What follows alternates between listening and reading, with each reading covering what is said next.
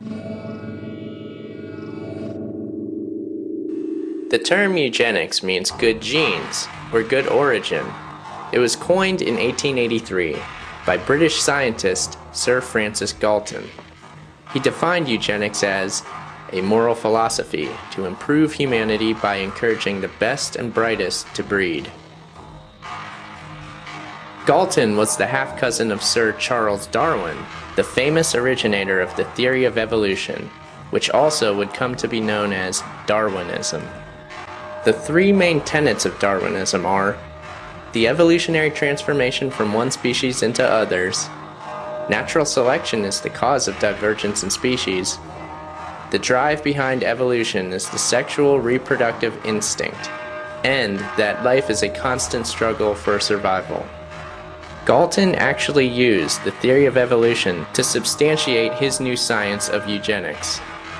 In his book, Studies on Hereditary Genius, he attempted to prove that the aristocratic families of the British Empire were in fact a superior race. The fact that in the struggle for life, they had made it to the very top of society proved that they were the best that humanity had to offer. It is important to note that Darwin's famous Origin of Species is actually subtitled Preservation of Favored Races in the Struggle for Life. Not surprisingly, the Royal Society, a scientific institution dedicated to the improvement of natural knowledge, picked up on these new ideas and promoted Darwin heavily. Being a creation of the British monarchy, the Royal Society was obviously in favor of promoting the idea of the genetic superiority of the royal family.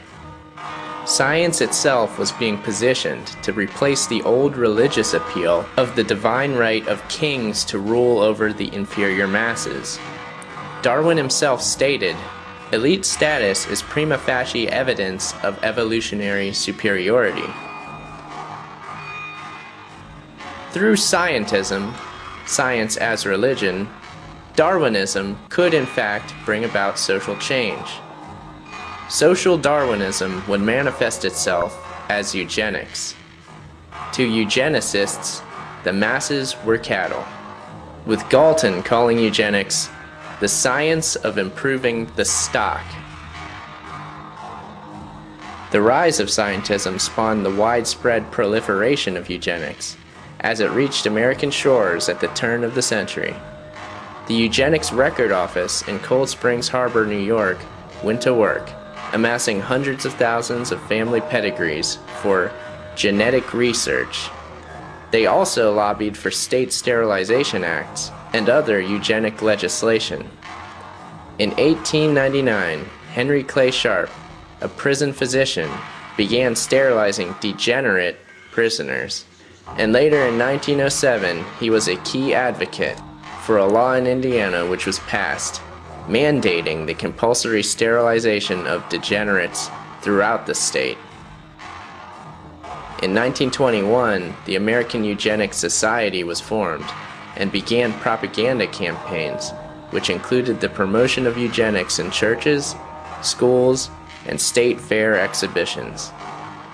Funding for American eugenics came from the Carnegie, Harriman, and Rockefeller families, among others.